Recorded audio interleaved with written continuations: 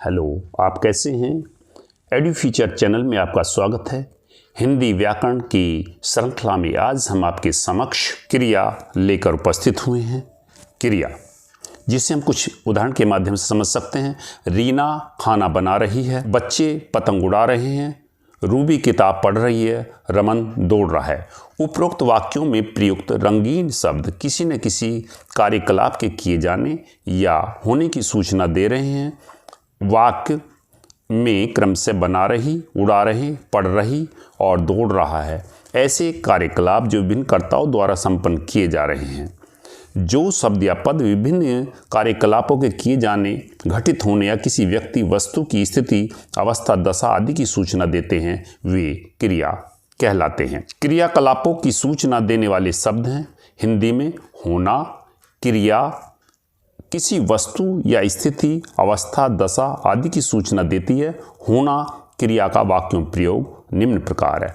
मेरी बहन एक डॉक्टर है, कपड़े अलमारी में हैं। उपरोक्त उदाहरणों में है और हैं आदि होना क्रिया के रूप हैं जो विभिन्न संज्ञा पदों की स्थिति, अवस्था, दशा आदि की सूचना दे रहे हैं। जिस मूल शब्द से क्रिया बनती है उसे धातु कहते हैं।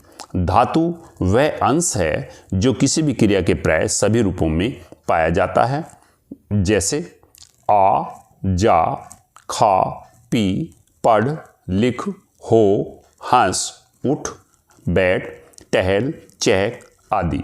इन्हीं मूल रूपों में ना, नी, ने, ता, ती, ते, या, यी, ये, गा, गी, गे आदि प्रत्यय लगाने से क्रिया के विभिन्न रूप बनते हैं।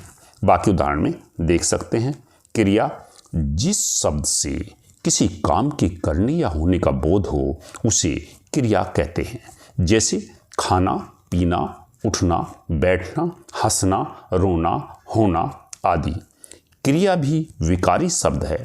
इसके रूप लिंग, वचन और पुरुष के अनुसार बदलते रहते हैं। वाक्यों में इनका प्रयोग विभिन्न रूप में होता है, जैसे उसने भात खाया, खाया क्रिया, मैंने रोटी खाई, खाई क्रिया। क्रिया के विभिन्न रूप कैसे बनते हैं यह समझने के लिए धातु की जानकारी आवश्यक है। क्रिया के कार्य नंबर 1, यह गतिशीलता या स्थिरता का बोध कराती है, जैसे बच्चे खेल रहे हैं, गतिशीलता का बोध। लड़का सोया हुआ है, स्थिरता का बोध।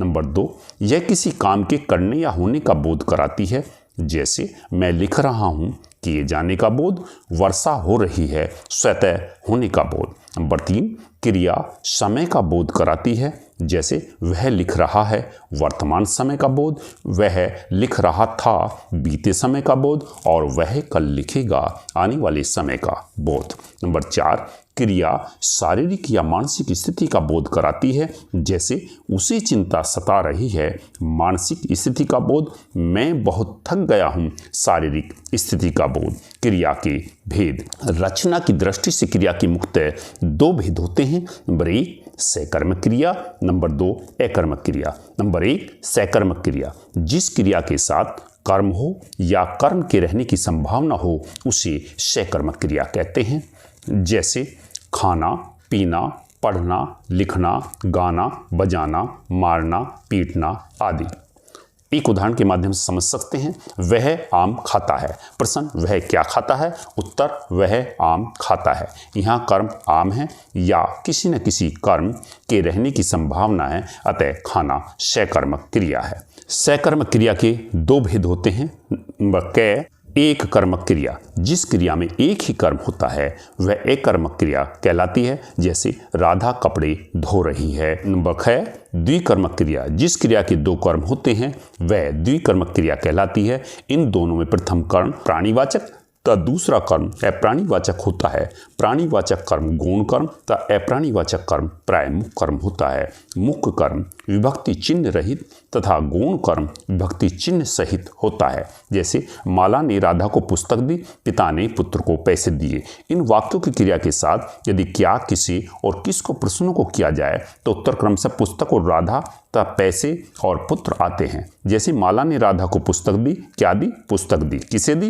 राधा को दी। द्विकर्मक क्रिया की यही सबसे बड़ी पहचान है। नंबर 2, अकर्मक क्रिया, जिस क्रिया के साथ कर्म न हो या किसी कर्म के रहने की संभावना न हो उसे अकर्मक क्रिया कहते हैं। जैसे रोना, हंसना, सोना, जगना, टहलना आदि। अकर्मक क्रिया जमा प्रत्यय बराबर सकर्मक क्रिया। जैसे रो ना जमा प्रत्यय लाना, सकर्मक क्रिया रुलाना, बच्चे को रुलाता है। बच्चा रोता है, रमन पढ़ता है। प्रश्न, वह किसे रुलाता है? उत्तर, वह बच्चे को रुलाता है। स्पष्ट है कि रुलाना, जगाना सकर्मक क्रिया है क्योंकि इसके साथ कर्म के रहने की संभावना है। अकर्मक और सकर्मक क्रियाओं की पहचान। अकर्मक और सकर्मक क्रियाओं की पहचान क्या, किसे या किसको प्रश्न पूछ सकते हैं। अगर प्रश्न का उत्तर मिले तो सकर्मक क्रिया होगी और यदि नहीं मिले तो अकर्मक। जैसे मारना, खाना आदि से क्या या किसी प्रश्न पूछा जाए तो कुछ उत्तर मिलेगा, अतः ये सकर्मक क्रियाएं हैं। लेकिन हंसना, चलना, बैठना आदि से क्या या किसी प्रश्न पूछा जाए तो कोई उत्तर नहीं मिलेगा, अतः ये अकर्मक क्रियाएं हैं। कुछ ऐसे धातु हैं जिनका प्रयोग सकर्मक तथा अकर्मक दोनों रूपों में हो सकता है, उसे उभयविध धातु कहते हैं। संरचना की दृष्टि से क्रिया के अन्य भेद। संरचना की दृष्टि से क्रिया के 4 भेद होते हैं। नंबर 1, संयुक्त क्रिया या कंपाउंड वर्ब। जब 2 या 2 से अधिक क्रियाएं आपस में मिलकर एक पूर्ण क्रिया बनाती हैं तो वह संयुक्त क्रिया कहलाती है। जैसे वह अपना काम कर चुका है, तुम प्रतिदिन आया करो।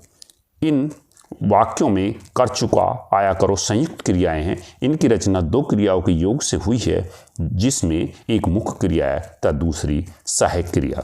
सहायक क्रिया मुख्य क्रिया की पूर्णता में सहायक होती है। जैसे वे जा रहे हैं, मोहन चला जाएगा। इन वाक्यों में इस प्रकार वाक्य में कभी एक व कभी एक से अधिक सहायक क्रियाएं होती हैं।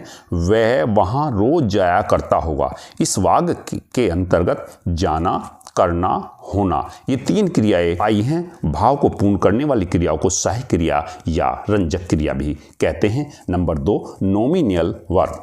क्रिया को छोड़कर अन्य शब्दों में प्रत्यय जोड़ने से जो धातुएं बनती हैं उन्हें नाम धातु क्रिया कहते हैं। इस प्रकार संज्ञा, सर्वनाम, विशेषण शब्द जो धातु की तरह प्रयुक्त होते हैं वे नाम धातु कहलाते हैं। इन नाम धातुओं में ना प्रत्यय जोड़कर नाम धातु क्रिया का निर्माण किया जाता है। ये संज्ञा से, सर्वनाम से, विशेषण से और क्रिया से बनाई जाती हैं। नंबर 3, प्रेरणार्थक क्रिया या काजेटिव वर्ब। जिस क्रिया से यह जान पड़े कि कर्ता स्वयं कार्य न करके किसी दूसरे को उस कार्य के करने की प्रेरणा देता है या किसी अन्य से उस कार्य करवाता है तो उस क्रिया को प्रेरणार्थक क्रिया कहते हैं। जैसे मालिक नौकर से काम करवाता है। इस वाक्य में मालिक स्वयं काम न करके नौकर को काम करने की प्रेरणा देता है, इसलिए करवाता है प्रेरणार्थक क्रिया है। इसके अलावा प्रेरणा देने वाला मालिक प्रेरक कर्ता तथा जिसे प्रेरणा दी जाती है वो प्रेरित कर्ता कहलाता है। प्रेरणार्थक क्रियाएं बनाने के नियम। मूल धातु के अंत में आ जोड़ने से प्रथम प्रेरणार्थक और वा जोड़ने से द्वितीय प्रेरणार्थक क्रिया के रूप का निर्माण होता है। बाकी आप उदाहरण में देख सकते हैं। नंबर 2, मूल धातुओं में कुछ परिवर्तन से, जिसे उदाहरण में देख सकते हैं। नंबर 3, मूल क्रिया के प्रथम वर्ण में ए, ओ हो तो ए का ई का ई और ओ का उ हो जाता है। बाकी आप उदाहरण में देख सकते हैं। 4, सकर्मक क्रिया में आ और वा जोड़ने से, उदाहरण में देख सकते हैं। नंबर 5, प्रथम दीर्घ स्वर ह्रस्व कर देने से, बाकी आप उदाहरण में देख सकते हैं। नंबर 4, पूर्वकालिक क्रिया या इनकम्प्लीट वर्ब। जब कर्ता एक क्रिया को समाप्त कर उसी क्षण कोई दूसरी क्रिया आरंभ करता है तो पहली क्रिया पूर्वकालिक क्रिया कहलाती है। जैसे वह किताब पढ़कर स्कूल जाएगा, स्कूल से आकर वह खाना खाएगा, खाना खाकर वह पढ़ने बैठेगा। इन वाक्यों में क्रमशः जाएगा, खाएगा और बैठेगा क्रिया से पहले पढ़कर आकर और खाकर तीनों क्रियाएं संयुक्त हुई हैं, इसलिए पूर्व आने वाली क्रियाएं पूर्वकालिक क्रियाएं कहलाती हैं। इन क्रियाओं पर लिंग, वचन, पुरुष, काल आदि का कोई प्रभाव नहीं पड़ता। ये अव्यय रूप में प्रयुक्त होती हैं और क्रिया विशेषण का भी कार्य करती हैं। बाकी आप उदाहरण में देख सकते हैं। पूर्वकालिक क्रिया का एक भेद तात्कालिक क्रिया भी है। तात्कालिक क्रिया इसमें एक क्रिया की समाप्ति के बाद ही दूसरी पूर्ण क्रिया का संपन्न होना पाया जाता है। जैसे उसके वहाँ पहुँचते ही वह वहाँ से चला गया, स्कूल से वापस आते ही वह खेलने चला गया। यह क्रिया धातु के अंत में ते प्रत्यय लगाकर उसके आगे ही जोड़ने से बनती है। वह जहर खाते ही मर गया। आपका बहुत बहुत धन्यवाद।